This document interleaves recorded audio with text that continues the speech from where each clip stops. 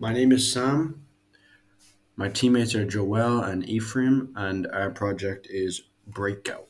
So I've included everything I need to include up over here, declared all my functions. Let me close this. Create all the sprites, create a structure for my brick coordinates, entering the main function, declaring a couple variables, initializing my functions, setting the pin outputs for the LEDs, and then inputting all the positions of the bricks, entering in my while loop, a function called data available in serial.c that waits for a character, and once the character is caught using egetChar, then I'm setting it to input. Here's the lives. The LEDs turn on based on the amount of lives we have left. Once the lives are zero, all the LEDs are off and we reset the whole game. This is to print the score. The bottom right corner added a little Easter egg here. If the user hits all 16 bricks, the score is 16, so we win and then we restart the game. Once up is pressed, up is pause, so we print a little bit of text here, and also we set pause to 1, so it enters the pause loop. And once we're in the pause loop, it keeps looping until the user presses up or down, up to unpause and down to quit. Basically the same thing here for menu. Once the user presses down, now we enter into the menu loop, and once the user presses down, we exit the menu loop, essentially starting the game. This is to move the rectangle, left to move the rectangle, right, and A and D on the keyboard. Since I use serial communication, we're using is touching or is inside. I just altered the function a little bit. If it touches the rectangle, we make a little noise and we use a little bit of randomization to randomize the y velocity that we're going off the brick to not make it a simple 90-degree angle every single time.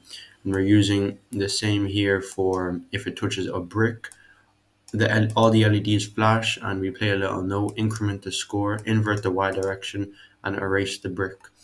And then this is the code that to move the ball, basically to hit off the sidewalls, to hit off the top, or if it hits off the bottom, then we lose a life. And yeah, this is just essentially to rewrite the image of the ball every single time. These are all the functions after. Yeah, that's basically it. So this is Atari down to start. Once we start, look, I'll lose a life. You'll see the red or the green LED goes off.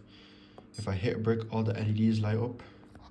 I can also control the game from the keyboard. I'll be pressing A, and you'll see it's moving left. I'll be pressing D, moves right. Or I'll press up to, oh, game over. Well, press up to pause, up to unpause, and down to quit. You're all using the keyboard.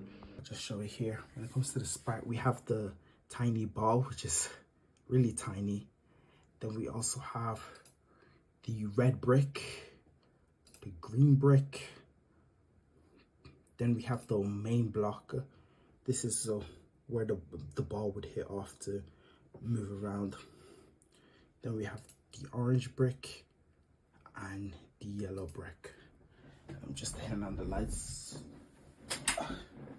Regarding the flowchart, here is a picture or a video of the flowchart where the game starts and then initializes all the bricks, score lives, etc.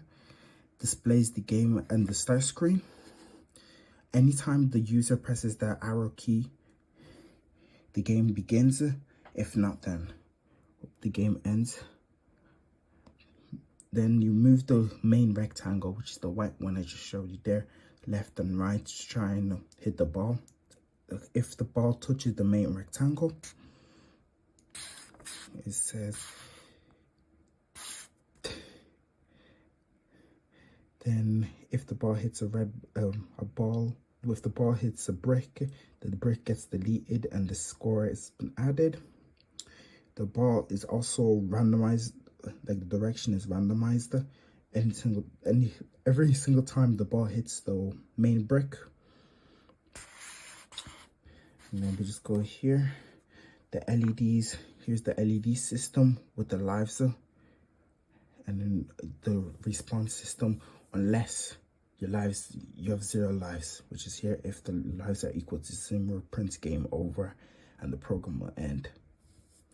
The the program will also end if you win the whole game. And that's it.